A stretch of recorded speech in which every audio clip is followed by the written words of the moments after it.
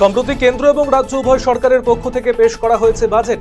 এই দুই বাজেটকে দিশাহীন বাজেট বলে উল্লেখ করে আন্দোলনে শামিল হলো উত্তর দিনাজপুর জেলা বামফ্রন্ট। রবিবার দুই বাজেটের বিরুদ্ধে রায়গঞ্জে একযোগে পথে নামে বাম শরিক দলগুলি। এদিন রায়গঞ্জ শহরের বিবিডি মোড় সংলগ্ন এলাকা থেকে শিলিগুড়ি মোড় পর্যন্ত একটি প্রতিবাদ মিছিল বের করা হয়। এরপর বাজেটের কপি পুড়িয়ে তীব্র প্রতিবাদ জানিয়েছেন তারা। এ যেন চোখের সামনে সিনেমা। শোলের আইকনিক দৃশ্যে ধর্মেন্দ্রর মতো মোবাইল টাওয়ারে উঠে প্রেমিকাকে প্রেম প্রস্তাব যুবকের, প্রেমিকাকে পেতে মোবাইল টাওয়ারের মাথায় উঠল যুবক। ঘটনা মালদার ইংরেজবাজার থানার বাগবাড়ি বিনপাড়া এলাকায়। দীর্ঘ 2.5 ঘন্টা প্রচেষ্টার পর তাকে উদ্ধার করে পরিবারের হাতে তুলে দেওয়া হয়।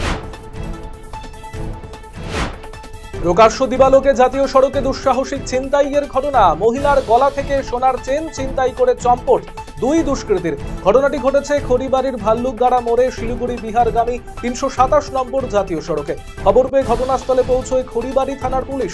অভিযোগের ভিত্তিতে গোটা ঘটনার তদন্তে নেমেছেন পুলিশ কর্মীরা। দুই দুষ্কৃতীর খোঁজে ইতিমধ্যেই তদন্ত শুরু করেছেন পুলিশ। আগামী 24শে ফেব্রুয়ারি কেন্দ্রীয় সরকারের বিভিন্ন জনবিরোধী নীতির প্রতিবাদে মালদা জেলা তৃণমূল কংগ্রেস কমিটির ডাকে একটি মহামিছিল অনুষ্ঠিত হবে। সেই মহামিছিলকে সার্থক করে তুলতে একটি প্রস্তুতি সভা অনুষ্ঠিত হলো মালদা জেলার মানিকচকে। মানিকচক ব্লক কমিউনিটি হলে রবিবার বিকেলে এই সভা অনুষ্ঠিত হয়।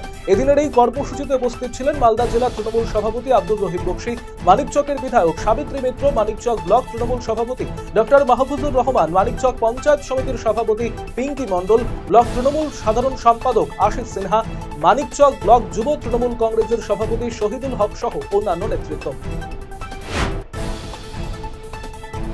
এলাকাবাসীদের সুবিধার্থে মানিকচক পঞ্চায়েত সমিতির পক্ষ থেকে সোলার লাইটের উদ্বোধন করা হলো রবিবার। মানিকচকের লস্করপুর এলাকায় এই সোলার প্যানেল যুক্ত লাইটের উদ্বোধন করা হলো। জানা গিয়েছে 2,50,000 টাকা বরাদ্দকৃত অর্থে গুরুত্বপূর্ণ স্থানে সোলার প্যানেল যুক্ত লাইট বসানো হয়। এদিনের এই কর্মসূচিতে মানিকচকের বিধায়ক সাবিত্রী মিত্র, মানিকচক পঞ্চায়েত সমিতির সভাপতি পিঙ্কি মণ্ডল, মানিকচক পঞ্চায়েত সমিতির কর্মাধ্যক্ষ উত্তরা ঝা সহ অন্যান্যরা উপস্থিত ছিলেন। এই উদ্যোগকে কর্নিশ জানিয়েছেন এলাকাবাসীরা।